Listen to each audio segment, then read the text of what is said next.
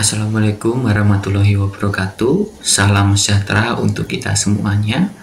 Kembali lagi kita berjumpa di dalam pembelajaran PPKN. Ya, pada hari ini kita akan melanjutkan untuk materi yaitu tentang nilai-nilai Pancasila dalam kerangka praktek penyelenggaraan pemerintahan negara. Nah, apabila sebelumnya kita sudah belajar yaitu tentang pembagian kekuasaan, kemudian sistem kekuasaan. Nah, hari ini kita akan belajar tentang pembagian tugas dan juga wewenang antara pemerintah pusat dan juga pemerintah daerah. Apa saja tujuan pembelajaran kita pada hari ini? Yaitu ada dua. Yang pertama, siswa mampu menganalisis kedudukan dan fungsi pemerintah pusat dan daerah dalam kerangka negara Republik Indonesia. Kemudian yang kedua, siswa mampu menjelaskan hubungan struktural fungsional antara pemerintah pusat dan juga daerah. Nah, sebelum kita masuk lebih dalam, silakan kalian perhatikan dulu gambar yang ada di bawah ini. Ada yang tahu ini gambar apa? Ya, benar sekali. Ini adalah gambar dari Bundaran HI yang ada di Jakarta. Nah, kalau kita pernah berkunjung ke Jakarta, kita pasti disuguhkan yang namanya dengan pembangunan, baik itu pembangunan sektor ekonomi maupun pembangunan sektor infrastruktur yang sangat pesat yang ada di Jakarta. Itu bisa kita lihat dengan adanya gedung-gedung pencakar langit, kemudian pusat-pusat perbelanjaan, dan juga segala macam fasilitas publik yang ada di Jakarta, termasuk juga di kota-kota besar yang ada di Indonesia, misalnya seperti Surabaya, kemudian Medan, kemudian daerah-daerah lain yang ada di Indonesia. Nah, kemudian selanjutnya ini adalah gambar yang sangat berkebalikan ya dengan situasi dan juga kondisi yang ada di pusat-pusat perkotaan yang ada di Indonesia. Nah, di sebelah kanan kalian itu adalah potret atau gambaran tentang kondisi jalan ataupun infrastruktur yang ada di daerah di Indonesia, khususnya di pedalaman ataupun daerah-daerah di luar Jawa. Nah, ini adalah sebuah potret yang sangat adanya potret yang kesenjangan ya antara pembangunan di kota dan juga ada pembangunan yang di daerah. Nah, kemudian untuk mengatasi hal itu, maka apa yang harus dilakukan? Nah, untuk itu maka diadakanlah yang namanya sebuah sistem pemerintahan. Nah, sebuah sistem pemerintahan ini dikenal dengan nama otonomi daerah. Nah, otonomi daerah itu sebetulnya terdiri dari dua kata, yaitu autos dan nomos. Autos itu artinya sendiri, dan nomos itu artinya peraturan atau undang-undang.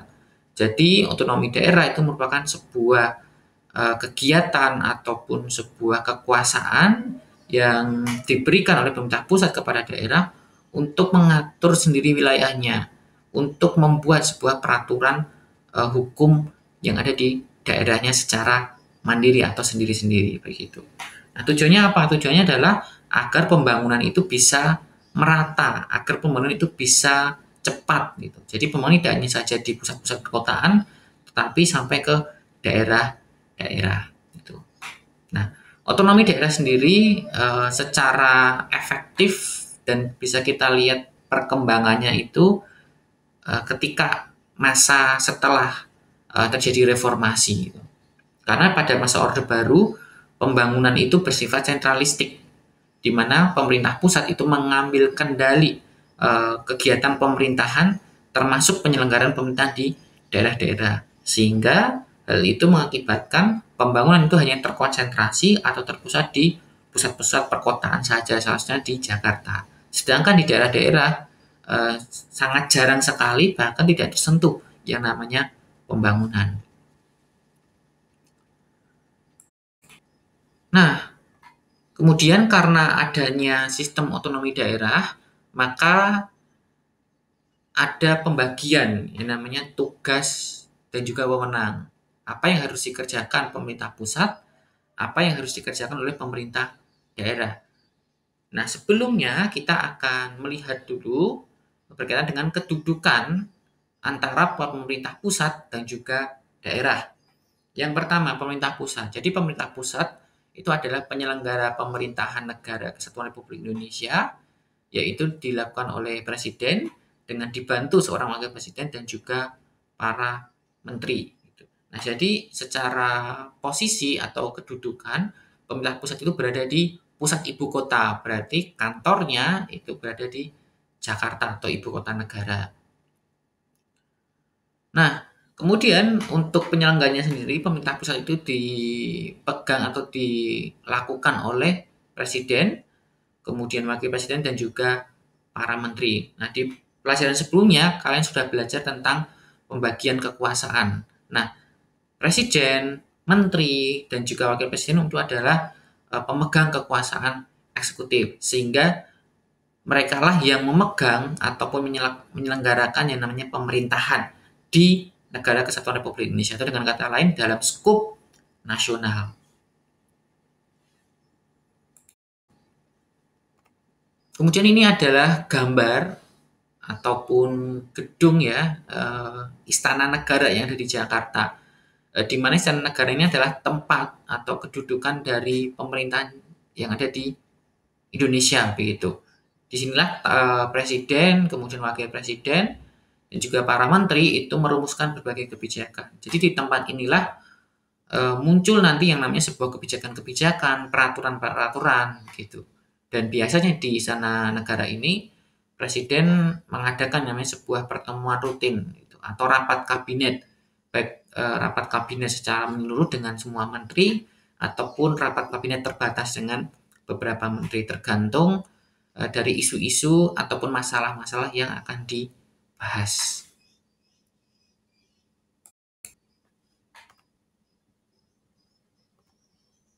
Nah, kemudian ini adalah urusan atau peranan yang menjadi tanggung jawab dari pemerintah pusat.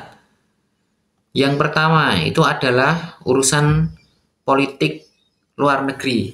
Nah, jadi urusan politik luar negeri itu adalah urusan yang berkaitan dengan hubungan diplomatik, hubungan antar dua negara, baik Indonesia dengan negara lain, ataupun hubungan secara multilateral atau hubungan dengan Indonesia dengan beberapa negara yang ada di dunia. Nah, contohnya misalnya presiden sebagai pemegang kekuasaan pemerintahan dan juga sebagai kepala negara itu mengangkat diplomat atau duta untuk negara lain. Kemudian mengadakan perjanjian internasional, kebijakan luar negeri, dan lain sebagainya. Kemudian yang kedua ada juga urusan pertahanan. Nah, urusan pertahanan ini berkaitan dengan urusan-urusan untuk mempertahankan atau menjaga kedaulatan dan juga wilayah dari negara Kesatuan Republik Indonesia. Nah, kalau bicara pertahanan, maka kita akan berbicara tentang TNI atau Tentara Nasional Indonesia. Karena TNI adalah lembaga ataupun organisasi resmi negara yang itu menjalankan tugas untuk menjaga kedaulatan wilayah negara Republik Indonesia. Nah, contohnya pengangkatan ataupun pembentukan angkatan bersenjata yaitu TNI, kemudian menatakan daerah atau negara dalam keadaan bahaya, kemudian pengembangan sistem pertahanan dan persenjataan atau alutsista, dan lain sebagainya. Kemudian yang ketiga adalah urusan keamanan. Nah, kalau berbicara tentang keamanan, maka kita akan juga berbicara tentang kepolisian atau Polri. Nah, kalau pertahanan tadi diselenggarakan oleh angkatan bersenjata yaitu TNI, kalau urusan keamanan ini diselenggarakan atau menjadi tugas dari Polri.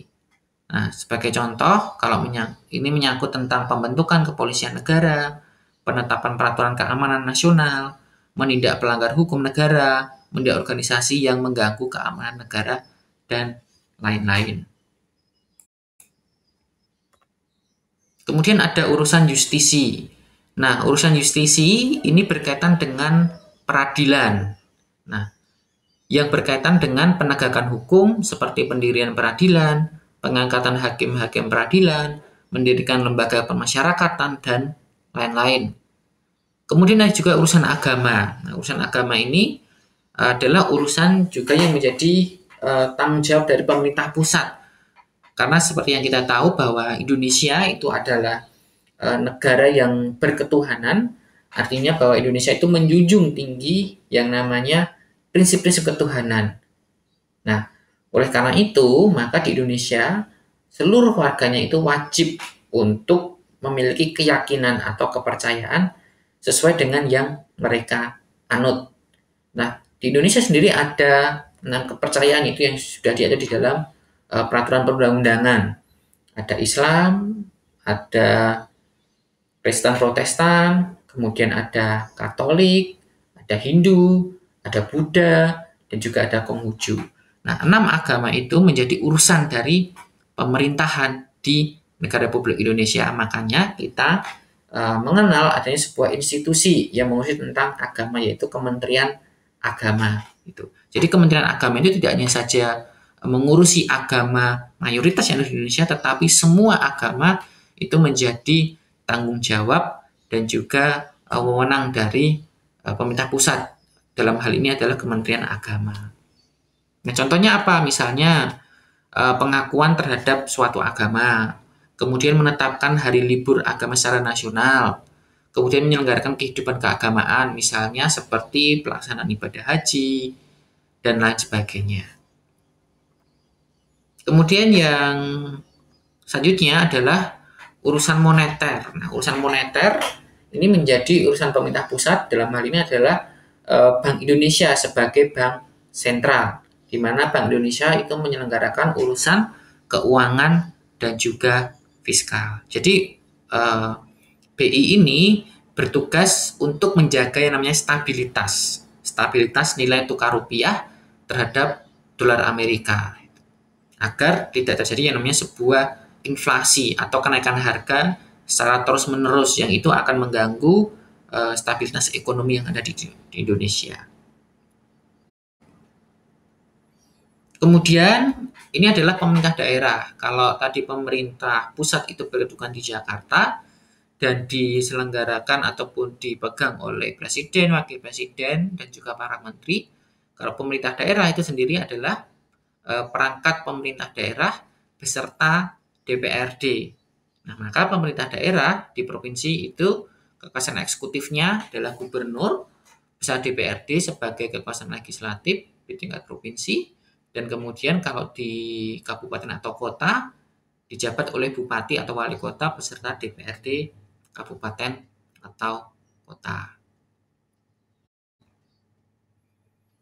Nah, kemudian ini adalah urusan atau peran dari pemerintah daerah. Jadi menurut Undang-Undang tentang Pemerintahan Daerah, urusan Pemda itu dibagi menjadi 2, yaitu ada urusan yang sifatnya wajib dan juga pilihan. Wajib itu berarti urusan ataupun wewenang yang itu memang harus dilakukan oleh pemerintah daerah. Jadi semua daerah itu wajib untuk melakukannya. Tetapi pilihan itu adalah urusan pemerintah daerah yang itu menjadi wewenang dari masing-masing pemerintah daerah sesuai dengan kondisi baik budaya, ekonomi, sosial, politik, kemasyarakatan yang ada di masing-masing daerah. Jadi untuk urusan pilihan ini sendiri masing-masing daerah itu berbeda-beda. Gitu. Nah, untuk urusan wajib itu dibagi lagi menjadi 2, yaitu layanan dasar dan juga layanan non dasar. Nah, layanan dasar itu adalah layanan yang itu wajib diberikan oleh pemerintah daerah yang berkaitan dengan hajat hidup orang banyak. Gitu. Nah, kalau urusan non layanan dasar itu berarti layanan yang diberikan oleh pemerintah daerah yang tidak menyangkut tentang hajat hidup orang banyak ataupun lain-lain dasar yang diperlukan oleh masyarakat. Nah, menurut Undang-Undang Nomor 32 Tahun 2004 tentang Pemerintahan Daerah, apa saja kewenangan bersifat wajib itu? Yang pertama adalah perencanaan dan pengendalian pembangunan. Nah, jadi masing-masing daerah itu juga punya wewenang untuk melaksanakan tetapi juga merencanakan pembangunan yang ada di daerahnya. Misalnya, pemerintah daerah berencana untuk melakukan pembangunan berkaitan dengan wilayah pedestrian ataupun trotoar ataupun pelebaran jalan. Dan pembangunan fasilitas publik lainnya. Kemudian perencanaan, pemanfaatan, dan pengawasan tata ruang. Contohnya tadi ya, misalnya Kota Solo itu akan melakukan yang namanya revitalisasi berkaitan dengan taman kota. Kemudian penyelenggaraan ketertiban umum dan ketentraman masyarakat. Nah, ini juga menjadi tanggung jawab dari pemerintah daerah agar daerahnya, baik itu provinsi, kabupaten atau kota, itu masyarakatnya dapat tertib tetapi juga aman. Misalnya dengan menerapkan mungkin kebijakan-kebijakan misalnya seperti adanya kegiatan siskamling, kemudian aturan jam malam. Nah, itu menjadi wewenang dari pemerintah daerah. Kemudian penyediaan sarana dan prasarana umum, misalnya seperti pasar, taman kota, kemudian pusat-pusat perbelanjaan, kemudian pusat-pusat wisata, dan lain sebagainya. Selanjutnya ada penanganan kesehatan. Nah, penanganan kesehatan ini juga menjadi wewenang dari pemerintah daerah. Misalnya kalau di daerah tersebut ternyata terjadi sebuah wabah, sebut saja mungkin malaria atau tipes, nah maka pemerintah daerah itu wajib untuk melakukan penanganannya. Nah, termasuk dalam situasi kondisi sekarang ini, Indonesia terjadi pandemi, itu tidak hanya menjadi wewenang dari pemerintah pusat, tetapi itu juga menjadi wewenang dari pemerintah daerah. Nah, tetapi perlu diingat, meskipun pemerintah daerah punya wewenang di dalam penanganan kesehatan, tetapi dari segi regulasi, kemudian aturan hukum, itu harus mengacu dari pemerintah pusat. Kenapa? Karena pemerintah pusat itu sebagai pemegang kendali pemerintahan dalam skup nasional. Nah, kemudian dari kebijakan ataupun aturan hukum yang sudah dibuat oleh pemerintah pusat, itu kemudian diterjemahkan atau diimplementasikan masing-masing daerah dengan cara misalnya membuat peraturan daerah, atau peraturan gubernur, atau peraturan wali kota, peraturan bupati, dan lain sebagainya. Jadi, maka pemerintah daerah itu kebijakannya tidak boleh bertentangan atau berseberangan dengan kebijakan atau aturan yang dibuat oleh pemerintah pusat. Kemudian selanjutnya adalah penyelenggaraan pendidikan dan alokasi sumber daya manusia potensial. Jadi pemerintah daerah juga punya wewenang dan juga bertanggung jawab terhadap apa? Terhadap kemajuan pendidikan di daerahnya. Kemudian ada penyelenggaraan ketertiban umum dan ketentraman masyarakat. Selanjutnya ada lagi pemberian fasilitas dan pengembangan koperasi, usaha kecil dan juga menengah. Nah, seperti yang kita ketahui, UMKM itu menjadi salah satu sektor penyumbang PDB terbesar di Indonesia. Nah, apalagi di masing-masing daerah itu punya potensi-potensi ekonomi, maka pemerintah di daerah juga berkewajiban dan juga punya wewenang untuk mengembangkan potensi-potensi ekonomi yang ada di daerahnya, misalnya dengan pembentukan koperasi, UMKM, dan lain sebagainya. Kemudian pengendalian lingkungan hidup. Nah, ini juga menjadi wewenang dan tanggung jawab dari pemerintah daerah, apalagi berkaitan dengan masalah sampah, kemudian pembalakan liar, kemudian penambangan ilegal, itu juga menjadi tanggung jawab dan wewenang dari pemerintah daerah. Kemudian pelayanan pertahanan, pelayanan kependudukan dan catatan sipil, pelayanan administrasi umum dan pemerintahan, misalnya kalau kalian mau cari KTP, KK, kemudian surat keterangan bahwa kalian itu warga dari suatu daerah tertentu, maka itu menjadi wewenang dari pemerintah daerah untuk memberikan pelayanan tersebut. Kemudian pelayanan administrasi penanaman modal. Jadi daerah itu juga bisa yang namanya menggait investor-investor untuk masuk ke daerahnya. Ini berkaitan dengan pengembangan potensi atau sumber daya alam yang ada di masing-masing daerah. Kemudian penyelenggaraan berbagai pelayanan dasar lainnya dan juga pelayanan berbagai urusan yang diamanatkan oleh perundang-undangan. Nah, kemudian ini adalah kewenangan yang bersifatnya pilihan. Jadi kewenangan pilihan itu adalah kewenangan yang dijalankan oleh masing-masing daerah, disesuaikan dengan kultur atau budaya masyarakat sekitar serta potensi yang ada di daerahnya. Misalnya ya, ini di Solo gitu. Nah, di Solo itu dikenal dengan kota atau daerah yang syarat akan nilai-nilai budaya.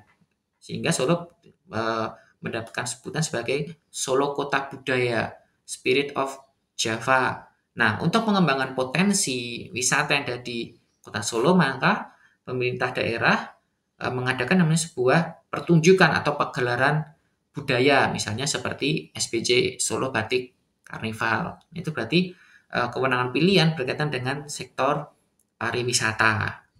Kemudian di Jogja ini contohnya di daerah Manding itu terkenal dengan sentra kerajinan kulit. Nah, agar industri kulit yang ada di kota Jogja itu bisa berkembang dan juga bisa menjadi pendapatan daerah, maka pemerintah daerah yang ada di Jogja membuat sebuah kebijakan, yaitu apa? Pembuatan sistem koperasi dan juga UMKM yang di sana. Nah, ini berarti berkaitan dengan eh, ekonomi dan juga industri gitu.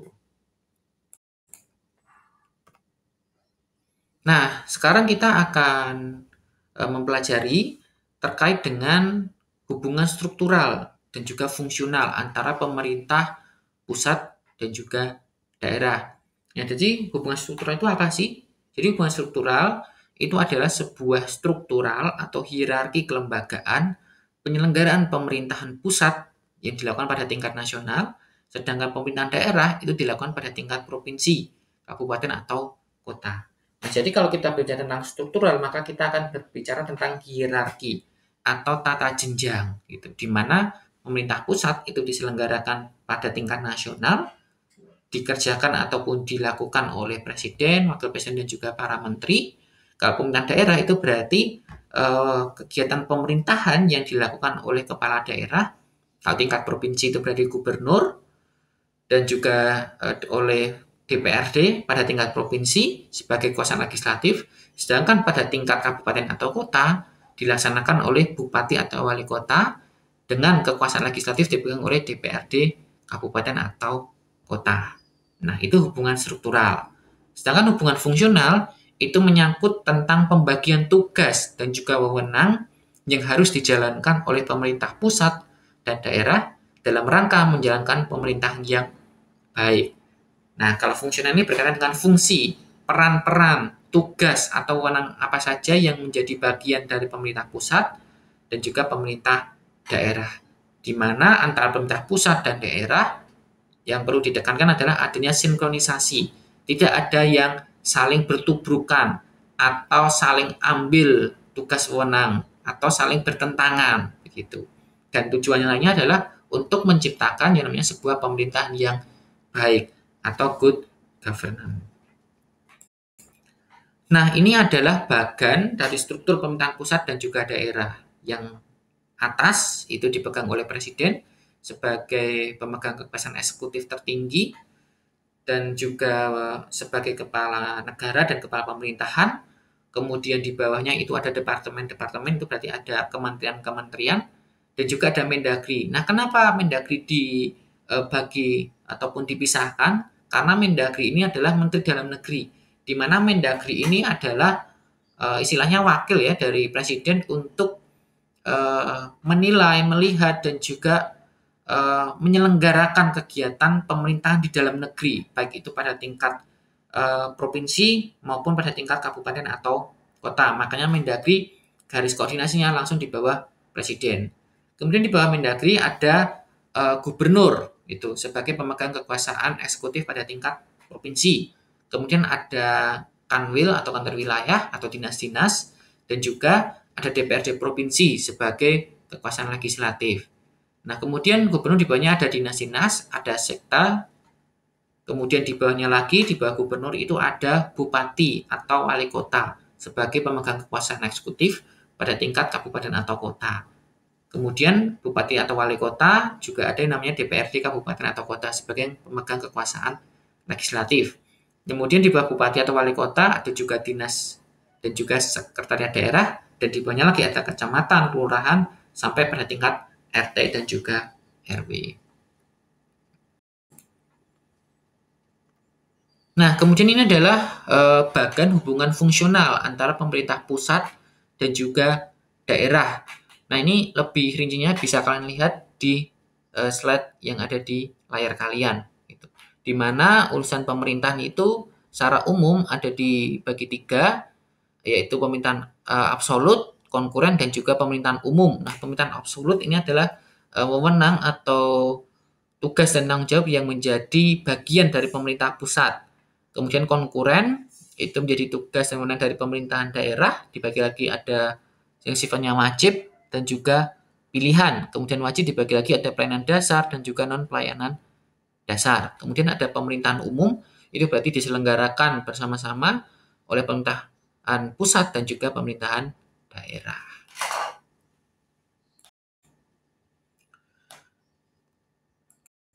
Oke, baik anak-anak, itu dia materi kita pada hari ini, yaitu tentang hubungan struktural dan juga fungsional antara pemerintah pusat dan juga daerah. Sampai berjumpa di dalam pembelajaran PPKN berikutnya. Wassalamualaikum warahmatullahi wabarakatuh.